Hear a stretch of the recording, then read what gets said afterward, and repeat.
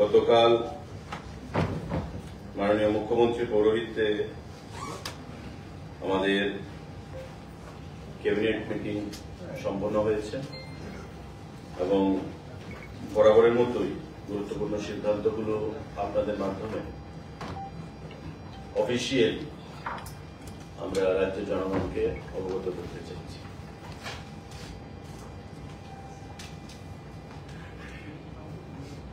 Proposal for filling up of 104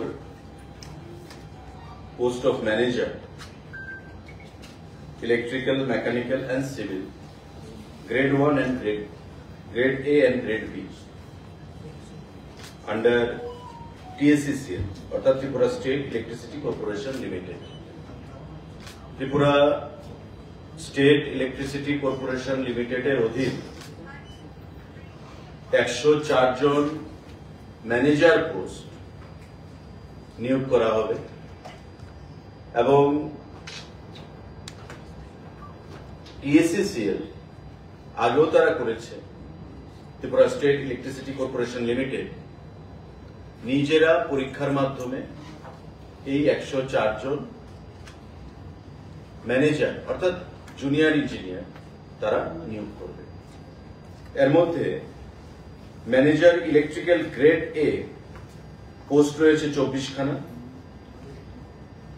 qualification grade এর জন্য লাগবে B Tech electrical. Manager mechanical grade A post রয়েছে 4 খানা। কোয়ালিফিকেশন লাগবে B Tech mechanical. Manager civil grade A post রয়েছে 8 খানা অর্থাৎ সিভিলে বিটেক লাগবে।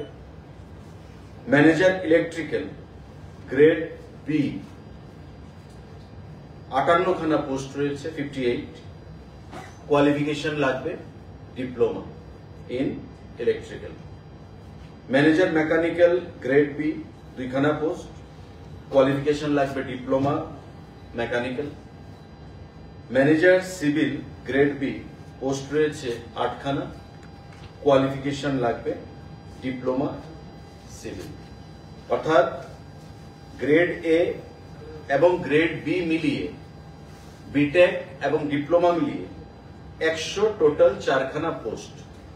104 খানা post TSECL Tripura state electricity corporation limited তারা নিয়োগ করবে থ্রু এক্সামিনেশন এবং রিক্রুটমেন্ট তারা নিজেরাই সম্পন্ন করবে। TSECL নিজেরাই আগেও সেটা করেছে, এবারকার রিক্রুটমেন্টও তারা নিজেরাই সম্পন্ন করবে। ক্যাবিনেটে সেই সিদ্ধান্ত গ্রহণ করা হয়েছে। সাংবাদিক বন্ধুরা,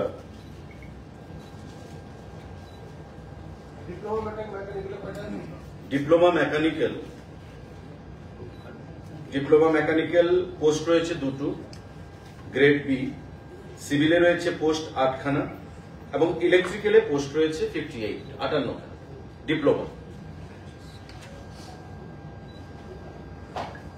আরেকটা গুরুত্বপূর্ণ সিদ্ধান্ত, implementation of new scheme namely মুখ্যমন্ত্রী সংখ্যালঘু উন্নয়ন প্রকল্প 2025। যারা রিলিজিয়াস মাইনরিটি ত্রিপুরা রাজ্যে রয়েছে, ওই রিলিজিয়াস মাইনরিটিদের অর্থনৈতিক বুনিয়াদকে শক্তিশালী করার জন্য মুখ্যমন্ত্রী সংখ্যালঘু উন্নয়ন প্রকল্প 2025 সেটা মাননীয় মুখ্যমন্ত্রীর নেতৃত্বে গত বছর আমাদের এবছর যখন বাজেট অধিবেশন হয়েছিল তাতে প্রভিশন রাখা হয়েছে এবং তাদেরকে অর্থনৈতিকভাবে শক্তিশালী করার জন্য 1.5 কোটি টাকার প্রভিশন সেখানে রাখা হয়েছে। কি কি ব্যবসাতে তারা সেটা লাগাতে পারে? Dairy farm framing, poultry farming, duckery, small business. Small যারা বিজনেস করতে চায়, ছোটখাটো বিজনেস, তাদের জন্য ওয়ান টাইম 10,000 টাকা তাদেরকে দেওয়া হবে এবং 5,000 টাকা প্রথমে দেওয়া হবে ফার্স্ট ইনস্টলমেন্টে, দ্বিতীয়বার আবার 5,000 টাকা তাদেরকে প্রদান করা হবে এবং এটা department of welfare of minorities সংখ্যালঘু উন্নয়ন দপ্তর থেকে এই প্রচেষ্টাটা নেওয়া হচ্ছে। 1.5 কোটি টাকার প্রভিশন রাখা আছে। 5,000, 5,000, 10,000 টাকা দুটো ইনস্টলমেন্টে তাদেরকে প্রদান করা হবে এবং প্রায় 1,500 বেনিফিশিয়ারিকে টার্গেট করা হয়েছে। প্রাথমিকভাবে তাদেরকে সেটা প্রদান করা হবে। বাজেট সেশনে আমাদের ভাষণে ছিল মাননীয় অর্থমন্ত্রীর দ্বারা, মাননীয় মুখ্যমন্ত্রীর নির্দেশে, এবং গতকাল সেই সিদ্ধান্ত সেটা ক্যাবিনেটে পাশ করানো হয়েছে মাননীয় মুখ্যমন্ত্রীর উপস্থিতিতে। সাংবাদিক বন্ধুরা, আমাদের formation of Tripura women entrepreneurship policy TWEP, আমরা এতদিন ইন্ডাস্ট্রি ডিপার্টমেন্ট আমাদের রাজ্যের এন্টারপ্রেনিয়রশিপকে সামনের দিকে এগিয়ে নিয়ে যাওয়ার জন্য বা ইন্সপিরেশন প্রদান করার জন্য ইন্ডাস্ট্রির একটা পলিসি রয়েছে এবং সিঙ্গেল উইন্ডো সিস্টেমে সেখানে কাজ হচ্ছে। নতুন করে ওমেন এম্পাওয়ারমেন্টের জন্য আমাদের ইন্ডাস্ট্রি ডিপার্টমেন্ট থেকে বিশেষ করে গ্রামীণ যারা মহিলারা স্বাবলম্বী হতে চায়, সেলফ হেল্প গ্রুপের সঙ্গে যুক্ত রয়েছেন, আমাদের যারা লাখপতি দিদিরা রয়েছেন, আপনারা জানেন যে প্রায় 82,000 লাখপতি দিদি রয়েছে ত্রিপুরা রাজ্যে। এই লাখপতি দিদিদের মধ্যে থেকে তারা স্বাবলম্বন গ্রুপের মাধ্যমে যা ইনকাম করছে তার বাইরে তাদেরকে আরো উৎসাহ প্রদান করার জন্য সেখানে এই formation of Tripura women entrepreneurship policy cabinet অনুমোদন দিয়েছে।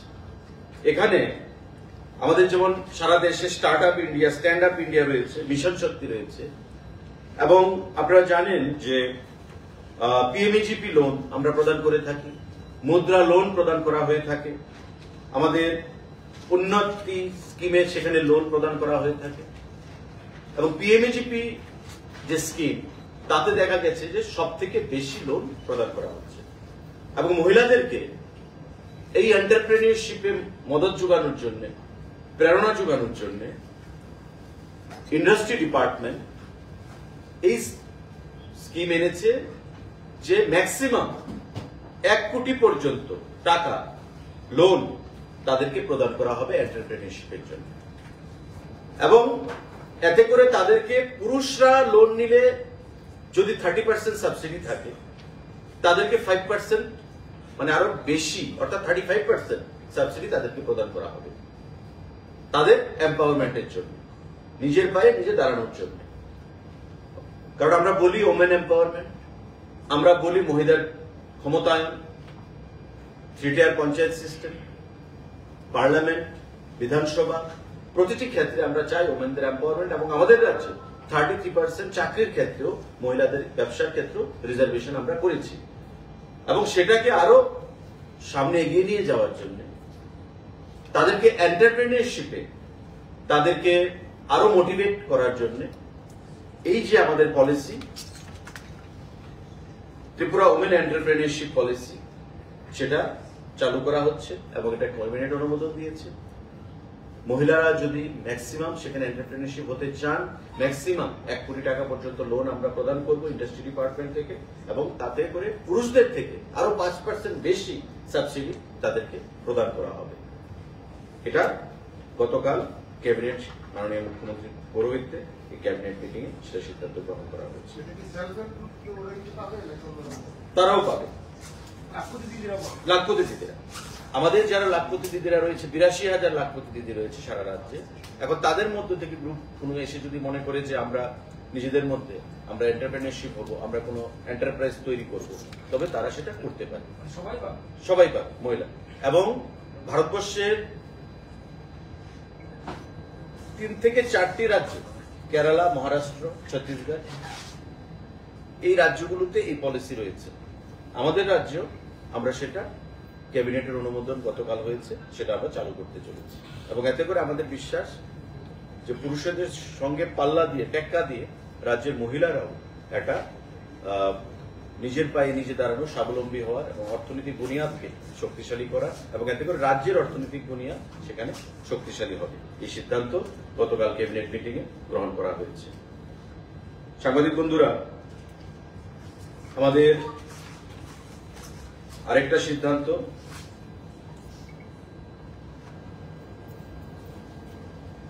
proposal for establishment of new women's college at Nalchor by the Higher Education Department. নলছরে হায়ার এডুকেশন ডিপার্টমেন্টের দ্বারা সিদ্ধান্ত গ্রহণ করা হয়েছে নলছরে একটা ওমেন্স কলেজ সেখানে তৈরি করা হবে। পঠন পাঠন নেক্সট সেশন থেকে আশা করা যাচ্ছে শুরু হবে এবং এই সিদ্ধান্ত ক্যাবিনেটে গ্রহণ করা হয়েছে। তার বাইরে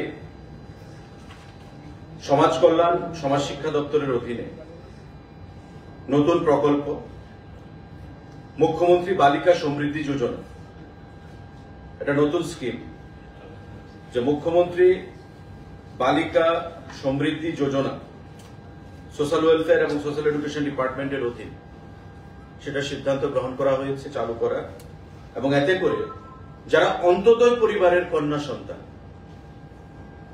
দুজন কন্যা সন্তান যদি অন্তোদয় পরিবারে জন্মগ্রহণ করে, জন্মের পর তাদের নামে 50,000 টাকা এফডি করে দেওয়া হবে, ফিক্সড ডিপোজিট করে দেওয়া হবে এবং তার বয়স যখন 18+ হবে তখন তার বিয়ে বা তার বিভিন্ন কাজের জন্য সেটা ব্যবহার করা হবে। এখানে কিছু ক্রাইটেরিয়া বা কন্ডিশন রয়েছে। সেই কন্ডিশনগুলো হচ্ছে যে কন্যা সন্তান অন্তোদয় পরিবারভুক্ত হতে হবে, একই পরিবারের সর্বোচ্চ 2জন কন্যা সন্তান এই উপকারে বা বেনিফিটের আওতায় আসতে পারে, কন্যা সন্তানের জন্মের সময় মায়ের বয়স অবশ্যই 18 বছরের 9 মাসের বেশি হতে হবে। মানে যে পরিবারে কন্যা সন্তান জন্মগ্রহণ করবে, যে জন্মদাতা মা তার বয়স অবশ্যই 18 বছর 9 মাসের উপর হতে হবে এবং কন্যা সন্তানের জন্ম অবশ্যই কোনো স্বাস্থ্য কেন্দ্রে হতে হবে, গভর্নমেন্ট কোনো জায়গায় কন্যা সন্তানের জন্মগ্রহণ হতে হবে এবং সুবিধাভোগী কন্যা সন্তান 18 বছর পর্যন্ত অবিবাহিত থাকতে হবে, আনম্যারিড থাকতে হবে। অর্থাৎ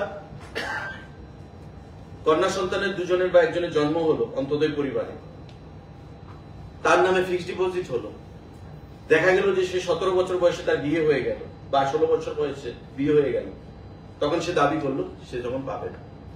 অর্থাৎ উদ্দেশ্য হচ্ছে কি, চাইল্ড ম্যারেজ তাকে একদিক দিয়ে আটকাতে হবে এবং পাশাপাশি যারা গরিব মার্জিনালাইজড ফ্যামিলি অন্তোদয় পরিবার তারা যেন অর্থনৈতিক ভাবে সেখানে সুবিধা পেতে পারে।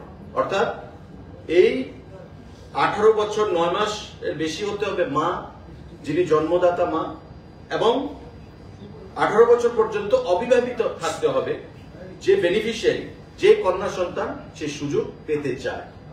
18 বছরের পর, জন্মের পর থেকে 18 বছরের পর ওই ফিক্সড ডিপোজিট 50,000 টাকা বেড়ে যে টাকাটা হবে সেই টাকাটা তাকে প্রদান করা হবে। এই সিদ্ধান্তগুলো গ্রহণ করা হয়েছে। সাংবাদিক বন্ধুদের যদি কোনো ক্যাবিনেট রিলেটেড প্রশ্ন থাকে আপনারা সেটা করতে পারেন।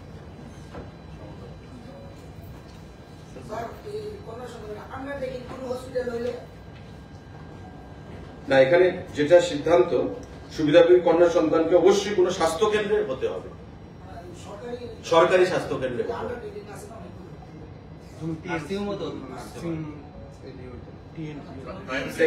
সরকারি সিদ্ধান্ত, কন্যা সন্তানের জন্য অবশ্যই কোনো স্বাস্থ্য কেন্দ্রে হতে হবে।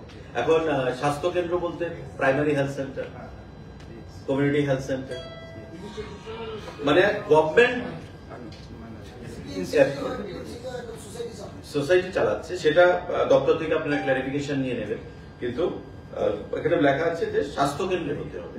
স্যার আরেকটা কনফিউশন হচ্ছে, আপনি যেটা বলেছেন যে 18 year 9 months, so there may be a case that lady may have got married at 18 years, after 18 years only, but the child may be born before. Sometime in cases there are accidents also when before 9 months also baby is born in many cases, because that may create a confusion. No, the baby has to be after her birth. she has to attain the age of 18 plus to No, avail the no, benefit. that I understood. Initially, the fixed will be done only when the mother is 18 years, 9 Nine months. months, yes. But that idea is behind that the marriage has taken at least in 18 age. That is the idea. Yes. No. So, but sometime it happened. Even in my daughter's case, I have seen the baby was born before 9 months time. Okay, premature. Premature. Okay. So in that case, that baby will be deprived. That can be examined No, because this is a rule. if the medical practitioners come up with such certificate to assist you, Yeah, exactly. then it may be materialized. No. Okay. So any confusion, these are the decisions which have been taken by the cabinet under the chairmanship or When you- leadership of Honorable Chief Minister. Year after year, you will find new experience. Yes, new things yes. will come. So initially, the department has started this project as schemes. So if there is any confusion, please feel free to talk to the officials. They will just clarify it. Okay. Sir এই ক্ষেত্রে একটা বিষয় আছে যে গ্রামেগঞ্জে তো সব মানে দপ্তরগুলোতে যোগাযোগ করার সুবিধা পায় না। আশাকর্মীদেরকে এই নিয়ে কোনো অ্যাওয়ারনেস ক্যাম্পেইন করা হবে কি? যে এইগুলির বিষয়গুলি কিন্তু আশাকর্মীরা দেখে। So, দপ্তর সিদ্ধান্ত নিয়েছে, ফিনান্স অনুমোদন দিয়েছে, ক্যাবিনেট অনুমোদন দিয়েছে। ক্যাবিনেটে গতকালকে সেটা অনুমোদন পাওয়া গেছে। বিষয়ে অনেক প্রশ্ন থাকতে পারে, যাবতীয় জটিলতা আসছে এমন যদি কোনো বিষয় থাকে, আপনারা দপ্তরের সঙ্গে, যে দপ্তরের সিদ্ধান্ত গ্রহণ করেছে সমাজ কল্যাণ ও সমাজ শিক্ষা দপ্তর, তার যদি সিডিপি অফিসে যোগাযোগ করতে পারে, ডাইরেক্টরেটে যোগাযোগ করতে পারে, বা তার ডিস্ট্রিক্ট লেভেল অফিসারদের সঙ্গে যোগাযোগ করতে পারে। কিন্তু সিদ্ধান্ত গ্রহণ করা হয়েছে পাবলিক ওয়েলফেয়ারের জন্য, সেটা পাবলিক ওয়েলফেয়ারের জন্যই সেটা খরচ করা হবে বা সিদ্ধান্ত গ্রহণ করা হয়েছে। আপনারা সেটা যে কোনো বিষয় আপনারা সেটা জেনে নেবেন দপ্তরের কাছ থেকে। অন্য একটা বিষয় বলুন। আগরতলা থেকে বেশ কিছু উড়ান চালু হয়েছে আজকে থেকে শিলচর, গত 26 তারিখ বাগডোগরা, ব্যাঙ্গালোর, আহমেদাবাদও চালু হয়েছে, আগরতলা to আহমেদাবাদ। এখানে রিজিওনাল কানেক্টিভিটি আপনি কি কি বলছেন? আগরতলা বিমানবন্দরের কর্মসূচি আরো বাড়ছে। দেখুন, আমরা তো বরাবরই চাই যে আগরতলার সঙ্গে বহির্রাজ্যের কানেক্টিভিটি আরো সমৃদ্ধশালী হোক, শক্তিশালী হোক। এবং আমি নয়, আমাদের রাজ্যের মাননীয় মুখ্যমন্ত্রী যখনই উনি দিল্লি যান, আমাদের বিভিন্ন দপ্তরের মন্ত্রীদের সঙ্গে ব্যক্তিগতভাবে যোগাযোগ করে বিভিন্ন দাবি উনি পেশ করেন, এবং তারই ফলপ্রসূ আমরা দেখতে পাচ্ছি যে শিলচর আমাদের বাগডোগরার সঙ্গে হবে, আহমেদাবাদের সঙ্গে হচ্ছে, ফ্লাইটের সংখ্যা বৃদ্ধি পাচ্ছে, চেন্নাইয়ের সঙ্গে হচ্ছে, হায়দ্রাবাদের সঙ্গে হচ্ছে। তো এভাবে আমরা রেগুলার আমাদের চাহিদা রয়েছে, এবং আমরা এটাও চাইছি, আপনারা অনেকবার এখানে আলোচনা হয়েছে যে বাংলাদেশের সঙ্গে, মানে চিটাগংয়ের সঙ্গে আমাদের যে ইন্টারন্যাশনাল কানেক্টিভিটি যেহেতু এটা বন্ধ হয়ে রয়েছে, আমরা অল্টারনেটিভ সেখানে প্রস্তাব রেখেছি যে সিঙ্গাপুর, ব্যাংকক, তাদের সাথে মালয়েশিয়া, তাদের সাথে যোগাযোগ স্থাপন করা যায় কিনা।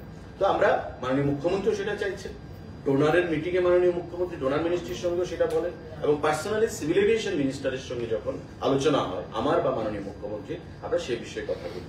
তো আমরা দেখতে পাচ্ছি যে আমরা পজিটিভ রেজাল্ট পাচ্ছি, এবং this are the benefits of double engine government. এবং আগামী দিনে আমাদের বিশ্বাস যে আমাদের যে দাবি যে আগরতলা থেকে ইন্টারন্যাশনাল ফ্লাইট কানেক্টিভিটি চালু করা, সেটা আগামী দিনে সেটা ফলপ্রসূ হবে, এবং আমাদের যে আশা সেটা বাস্তবিক রূপ নেবে।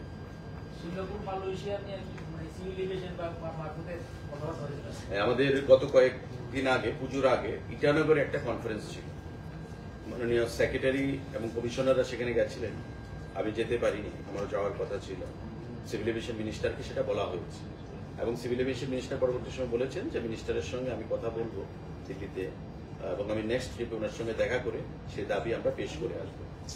তার আগেও ডোনারের যখন আমাদের মিটিং হয়, আপনারা জানেন ডেভেলপমেন্ট অফ নর্থ ইস্টার্ন রিজনের যে দপ্তর রয়েছে, মাননীয় মন্ত্রী জ্যোতিরাদিত্য সিন্ধিয়ার সঙ্গে ভার্চুয়ালি দুবার আমাদের রাজ্যের মাননীয় মুখ্যমন্ত্রী মিটিং করেছেন, এবং দাবি করেছেন যে তবে আগরতলা থেকে ব্যাংকক, সিঙ্গাপুর, আমাদের কুয়ালালামপুর মানে মালয়েশিয়া, তাদের সঙ্গে কানেক্টিভিটি করা যায় কিনা। বাংলাদেশের সঙ্গে যখন হবে হবে, কিন্তু আমরা যে ভিজিআর ভাইবিলিটি গ্যাপ যে ফান্ড, সেটা আমরা জমা দিয়ে রেখেছি প্রায় 3,76,00,000 টাকা চিটাগংয়ের জন্য। 15 কোটি টাকা সেখানে সাবসিডি আমরা দেবো সিদ্ধান্ত হয়েছে, তার মধ্যে অ্যাডভান্স আমরা 3,76,00,000 টাকার উপর প্রদান করে রেখেছি। কিন্তু সেটা কোনো এখনো ম্যাটেরিয়ালাইজ হচ্ছে না। তাই আমরা বিকল্প প্রস্তাব আমরা সেখানে রেখেছি যে আগরতলা থেকে ব্যাংকক, সিঙ্গাপুর বা মালয়েশিয়াতে সেটা যে কোনো একটা কান্ট্রির সাথে স্টার্ট করা যায় কিনা। তো আমরা আশাবাদী যে আগামী দিনে সেটা হবে এবং মাননীয় মুখ্যমন্ত্রীও সেটা তৈরি করছে। ইমিগ্রেশন কি কমপ্লিট ইমিগ্রেশনটাই রয়েছে এখন। ইমিগ্রেশনের পরেই তো তবে ইন্টারন্যাশনাল ঘোষণা করতে গেলে ইমিগ্রেশন করতে হবে, তারপরেই তো ঘোষণা করা যাবে। Thank you.